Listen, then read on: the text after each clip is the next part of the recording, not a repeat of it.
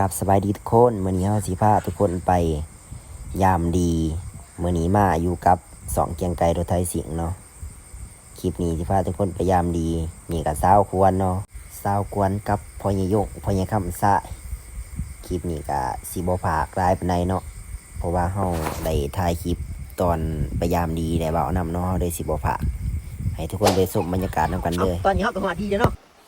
อุ้ยน้าไม่โคตรหลายหนาวเฮายามตัวนี้ก่อนถ้าจะไปเบิ่งปลาตรงเต็ดเอาหนาวกดได้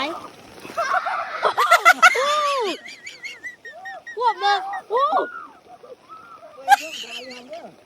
กลายเป็นได้เนาะ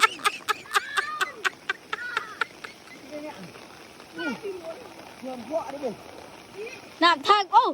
อ้เก็บแต่ข้อเจ้ยปลาดุก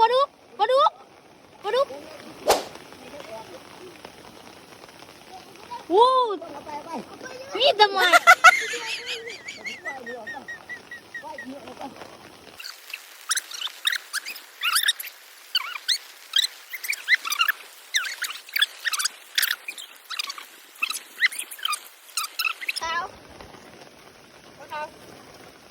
ปลาขาวนะปลาคอนี่ตายอ่ะร้อนเนี่ยอุ๊บตอนนี้วายนะวะน้ำแห้งเนาะน้ำได้ตอนนี้สิไปขาไปบนตรงเต็ดเนาะน้ำแห้งได้ชั่วได้จะไหนปลาเนาะเนาะปลา50 เดียวอยู่เอาปลาหมีเนาะเอาปลาไปนี่เราคนไทยไปยามตรงเต็ดเนาะมือสั่นตอนเฮาก็สิไปยามตรงเต็ดเนาะมือสั่นหนาวโอ้นี่เด็กประโคหน่อยเอาเนี่ยจีเหือปุ๊กประโคหน่อยกระโดดพี่น้องมือสั่นนี่หนาวหน่อยเอาไปตัวนึงไปลงที่ตรงที่สองนี่บ่ตอนนี้ก็หาตรงเต็ดตรงที่2แล้วเฮ้ยหนาวนี่บ่แหมบ่มีตุ๊บไปตอนนี้เขาก็สิขามน้ำไปเบิ่งผู้น้อตรงติดโรงเรียนตัวที่3ตอนนี้น้ำแห้งหลายแล้วมาผู้ใหญ่ยกมา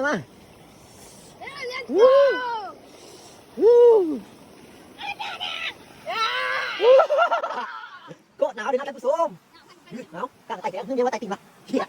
ไม่ยังหนาวแข็งเกินเหรอถึงกันหน้าเดิมจริงถึงแม้ผู้ดีจะมีป่านมาจากสีลงดังจ้ะโอ้ดีไงครับขาสับสาวควรตัวเก็บตัวที่3ตัวเนาะ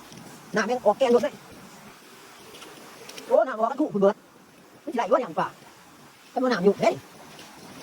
ตอนนี้วัดโอ้ยตรงเต็ดตัวที่3ก็เป็นกันเลยหลังนี้เนาะโอ้หน้า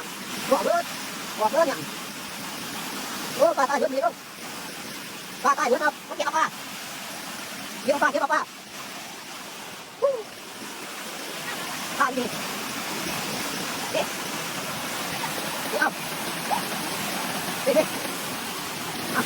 มึงเอาจะปลามาแล้วจะปลากันนะเอาไรเก็บปลากันด้วยนั่นเด็กดูนั่นเด็กไรดูเก็บปลากันอันนั้นไม่พอหรอกนะไม่มีต่างน้ำหน้าแล้วเอาตอนที่มันถึงมันจะพูดตอนนี้เราพยายามตรงเต็ดเนาะ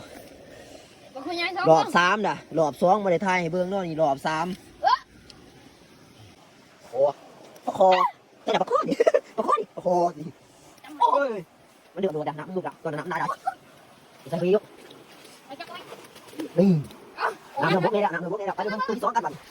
นี่หมดตัวที่2เลยเนาะนี่จะนอกจากประตูยังได้2ตัวนี่2ตัวเลยท่านผู้ชมและทุกคนและพี่น้องเอาได้เอาใส่ไปตอนนี้หอดกับตัวเต็มตัวที่3หนูยูเนียป้ายูเนีย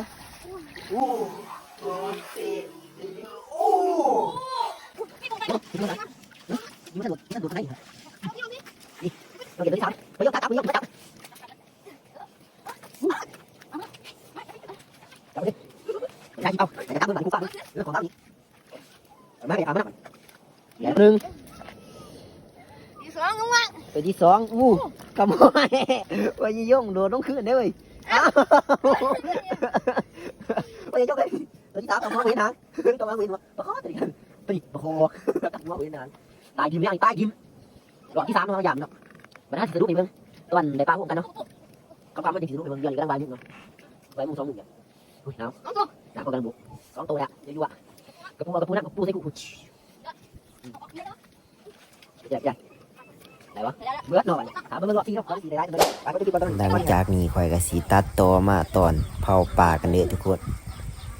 ตอนนี้คุณหนูกับเผาป่าอยู่กับสาวควรตอนนี้ก็เป็นหูภาพที่ถ่ายเนาะก็อยากตึงน้อยๆหนึงหลังจากนั้นเราก็ตัดต่อมาตอนนี้ตอนเอาปลารวมเนาะก็สิประมาณนี้ปลาก็บ่ได้หลายปานใดแล้วก็สิขอจบคลิปเนาะทุกคนเนาะเพราะว่ามันคลิปก็ยาวแล้วเนาะเฮาโหมปลาก็สิประมาณนี้ขอจบคลิปทุกคน